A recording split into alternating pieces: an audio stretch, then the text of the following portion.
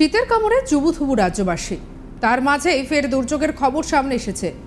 সাগরে ঘনাচ্ছে ঘূর্ণাবর্ত, তাহলে কি বাংলাতেও এর প্রভাব পড়তে চলেছে? এমনিতেই দিন কয়েক আগেই বৃষ্টির চাপে ব্যাপকভাবে ক্ষতি হয়েছে ফসলের।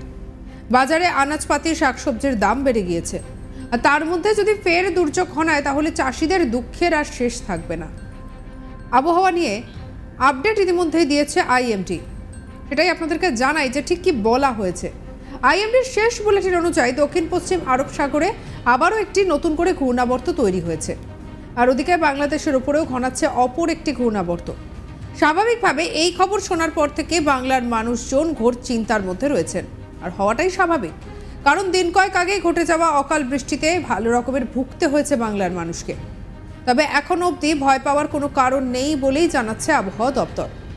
হাওয়া অফিসের পূর্বাভাস মতো রাজ্যের দক্ষিণবঙ্গের কোনো জেলাতেই এখনো পর্যন্ত ঝড় বৃষ্টির কোনো সম্ভাবনা নেই।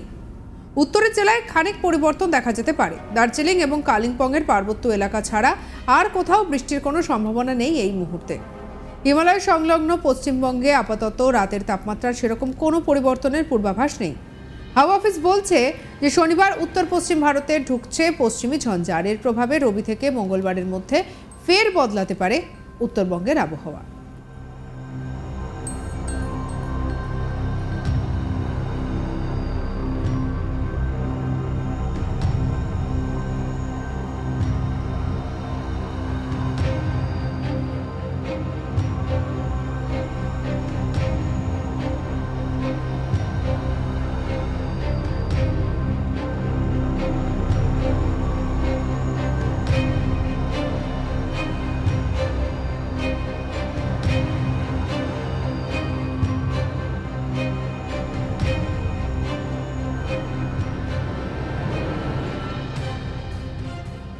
স্বাভাবিকভাবে বুঝতেই পারছেন যে একেবারে শীতের কামড়ে এখন যখন জুবুথুবু অবস্থা, তখন নতুন করে এই খবর চিন্তা বাড়াচ্ছে। আর এর মধ্যে এই যে ঘূর্ণাবর্তের খবরে নতুন করে চিন্তাও দেখা দিচ্ছে। একই বাজারে আনাজপাতি শাকসবজির দাম বেড়ে গেছে, তার মধ্যে দুর্যোগের খবর নতুন করে সেই খবরের মধ্যে যেন চিন্তা অনেকটা বাড়িয়ে দিল।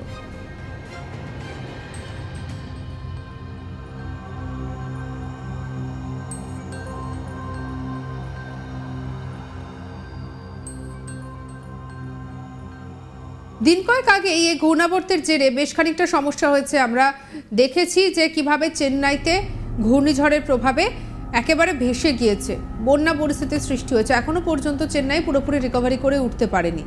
আর এইসবের মধ্যে আবার যদি নতুন করে ঘূর্ণাবর্তের এরকম খবর পাওয়া যায়, তখন স্বাভাবিকভাবে মন তো খারাপ হবেই। আর এই সমস্ত কিছুর মধ্যে যদি আনাজপাতির দাম আরও বাড়তে থাকে, তাহলে বাংলার মানুষ কি খাবে তা নিয়েও নতুন করে চিন্তা দেখা দিয়েছে। একই বর্তমানে বাজারে আনাজপাতির দাম অনেকটা বেড়ে গিয়েছে। যেখানে শীতকালে আমরা জানি যে সবজির দাম অনেকটা কমে, সেক্ষেত্রে এবছর কিন্তু ছবিটা অনেকটাই আলাদা। আর এই যে কড়া ঠান্ডাটা পড়েছে, এই ঠান্ডাটা উপভোগ করছে শহরবাসী। তবে সেই ঠান্ডা, সেই কনকনে ঠান্ডা কি বেশি দিন ভাগ্যে থাকবে, এই প্রশ্নটাও এখন উঠছে।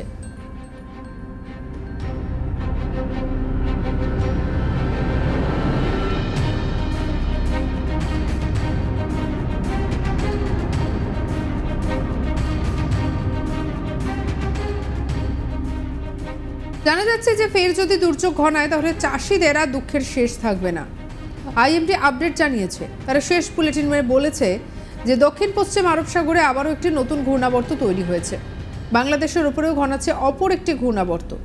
স্বাভাবিকভাবেই এই খবর শোনার পর থেকে বাংলার মানুষজন ঘোর চিন্তায় রয়েছেন। আর যেটা জানা যাচ্ছে যে অকাল বৃষ্টিতে ভালো রকমের ভুগতে হয়েছে বাংলার মানুষকে। তবে এখনো অবধি ভয় পাওয়ার কোনো কারণ তৈরি হয়নি বলেই জানাচ্ছে আবহাওয়া দপ্তর।